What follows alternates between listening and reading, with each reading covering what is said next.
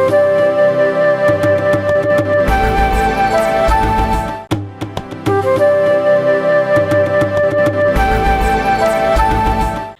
and welcome to Chanakya English for our Pandey Politics today with none other than Mr. Rangaraj Pandey.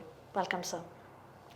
So let's dive directly into the three criminal laws that was passed today. Well, it was actually passed in December, but it got in effect today.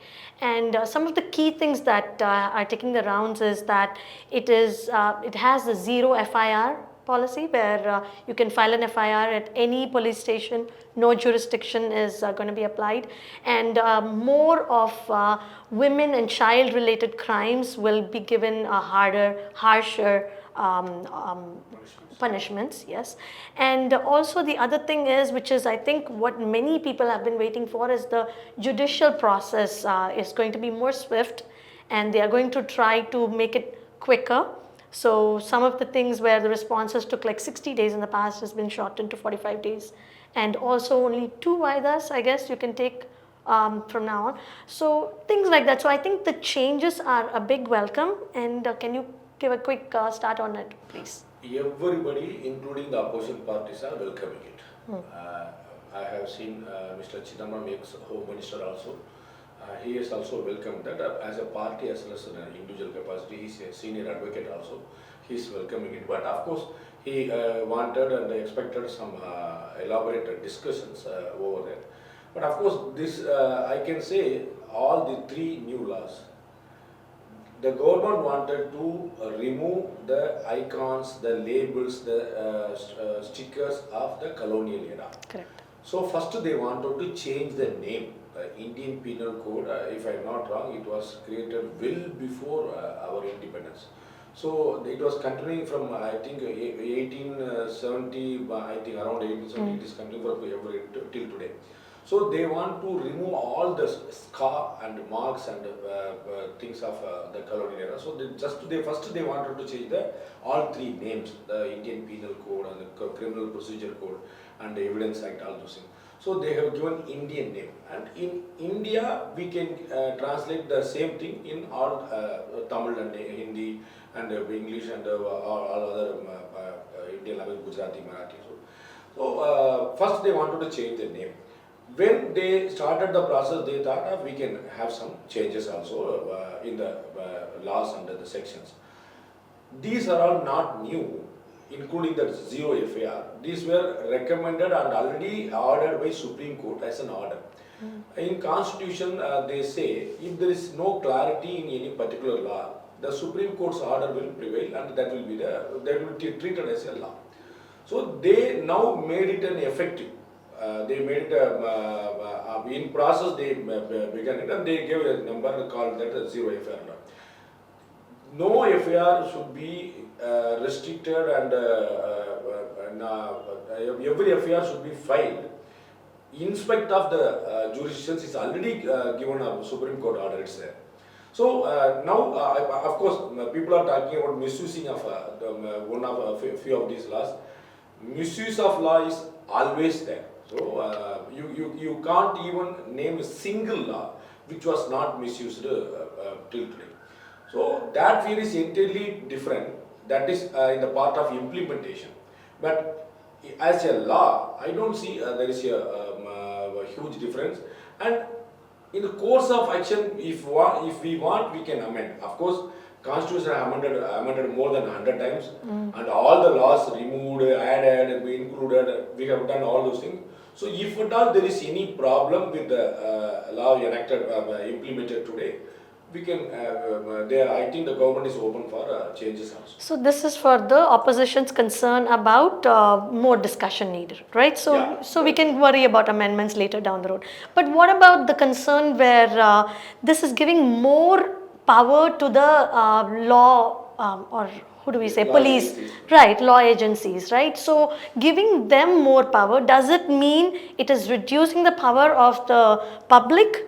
So are they in more a vulnerable state where if, they're more prone to police tortures, because they have more power sort of thing? See, again, it comes under the misusing of power. So we have to give power, we have to empower the law agencies. and executives. If not, you cannot implement law and order. That is a major. That is why we have given arms to the police forces. Uniform forces are having lathis and batons and bullets and rifles. Why we are giving them? The law itself gave all those things to them. Why? In unexpected circumstances, they may need to use all those things. Whether they are misusing it, entirely different case. We have seen in Tamil Nadu, in Tuticorin, in previous ADMK regime, there was a shootout and the agitators, almost 13 people died. There is a huge debate going on even now, whether it's a excess or they did for maintaining the law and order. So these type of, on that day, these new laws were not there. So whether you are using it or misusing it or abusing it, all the discussions will be there ever. We have to see when we are practicing it, whether it's in the IT Act is the best example. It is the most misused act, I will say, especially in Tamil Nadu. Even for a status, for a comment, for a like and share, people are getting arrested for that in the midnights. So is it not misusing of power? So if the government or police or the uniform service decided to misuse the law, it could have happened any day. Not just because of the three new laws. We have to wait and watch how it, because the judiciary is the major part of these laws. So whenever the excess happens, they have the 100% right to interfere and stop that. Even there is a law, they can interfere. Even if the law is binding them, they can overrule them. So the judiciary is having the supreme power in India. It is well executed and well practiced, and we have highest regard with the judiciary. So I don't think is there any case to fear that something dangerous they are doing. That is why even Mr. Chidambaram says as a first statement that they are welcoming it. Okay. So the checks and balances really is a over the time thing. So it has to keep moving. There's no one way. Okay. Sir, if you notice after, I guess, Modi's 3.0, his re-election, we have been having a lot of friction with Pakistan. So they had that first Riyasi encounter. They did that a few weeks back really. And now just 2 days ago, there has been an occurrence in the LOC where they did an unprovoked shooting, which we countered, which is fine. But as part of that, there is a doubt that it could have been a time when terrorists actually entered the country. And given now is a time that a lot of yatris are going to Amarnath for their pilgrimage, right? The security there is heightened, but what is really the strategy with Pakistan? Because Pakistan is working with US also to get weapons. US we are thinking is our friend, but they're also supplying Pakistan with weapons. But I think we have a strategy with Israel. Israel, common enemy, we become friends, so there we are okay. But why is Pakistan spending so much to fight India when they have so many problems in their own country? It's very larger question why they are doing all these things. They want to hide all their problems, so they are creating a problem. It's a petty politics, very silly idea of every politician, right from a district secretary of any party or the top head of the government. They will create new problems to hide their own problems. They are starving. They don't have food. They don't have money. They don't have any scientific things. They don't have any development. They are witnessing what they are facing. It's very open, and every individual can see that with the naked eyes. Right. So just wanted to surpass that and hide all those things. They always want to portray India as a number one enemy. But incidentally, luckily, very few politicians now started talking openly inside the Pakistan, the growth of India, the history of India, and now they are comparing India's growth and with the Pakistan growth. So I see in next 25 years, hardly next 25 years, they will also fall in line, I see, because they cannot feed terrorists. the terrorists will harm these people also because it's both side weapon. Terrorists will they behave in a different manner. They will obey you, oblige you only when till when you feed them. Once you stop, they will turn around you also. So they don't have any logics, any law, any rules, and so they are tired of. And of course, they also lost many human lives, and now they are suffering in a personal capacity with the Afghanistan prone, Pakistan Taliban and a lot of Correct. things are there. So what they were doing to India, now they are facing from Afghanistan. So they will. I seriously believe that very sooner or later they will realize what they are doing, and they will try to come to mainstream. They will do, but these things are terrorist activities, and of course for them, India and the stable government and the BJP and Modi, all these things are making them very terrible. So they will try to disturb all these things in all possible ways. And this is the best period they can ever try as the Yatra period. So what you call common civilians will be there. Correct. So hurting and killing common civilian will harm the whole country. So that may create a bad name to India, the central government, the BJP. So again, it's the same case as it was in 90s.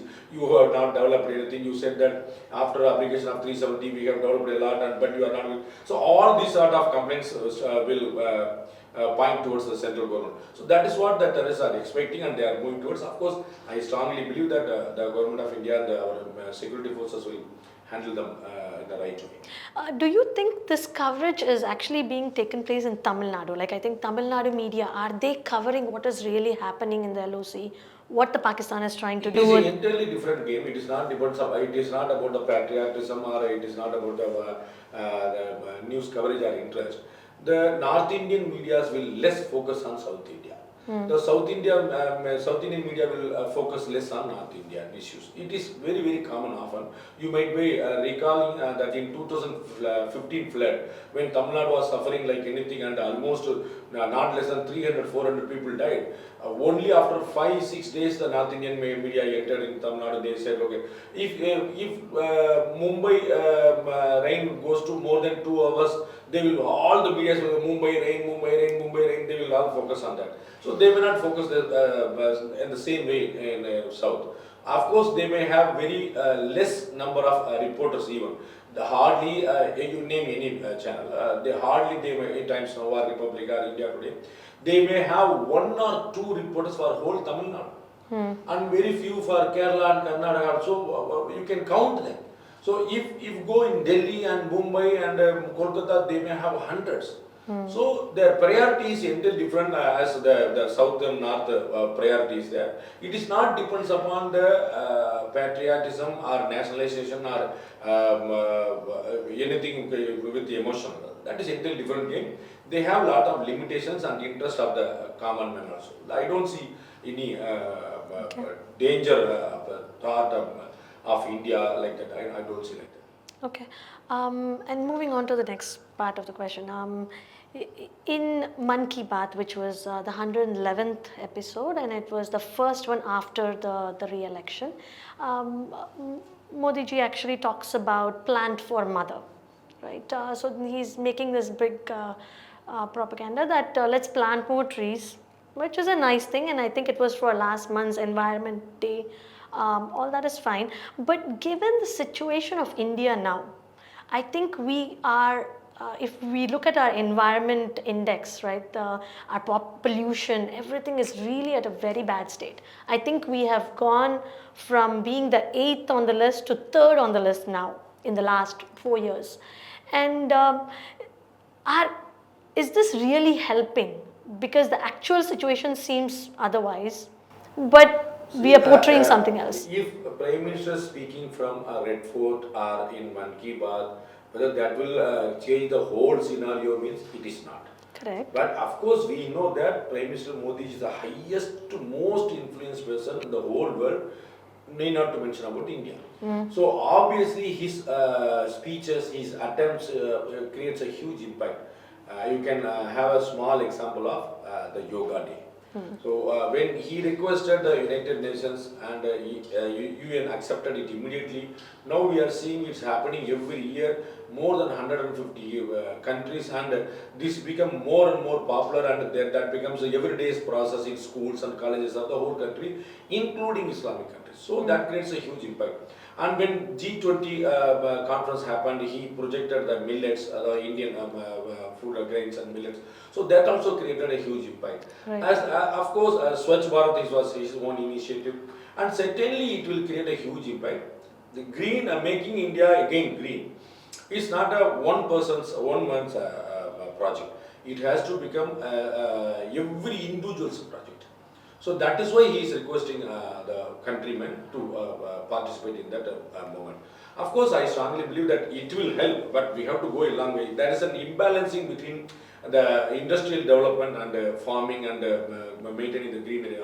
So if you want to enlarge and make the road bigger, first victim will be the trees. Yes. So we are sacrificing trees like anything, and there were even in Tamil Nadu there is a practice in papers that if you cut one tree you have to at least 10 trees. Correct. But it's not in practice, and we have to push on. We need industrial growth also.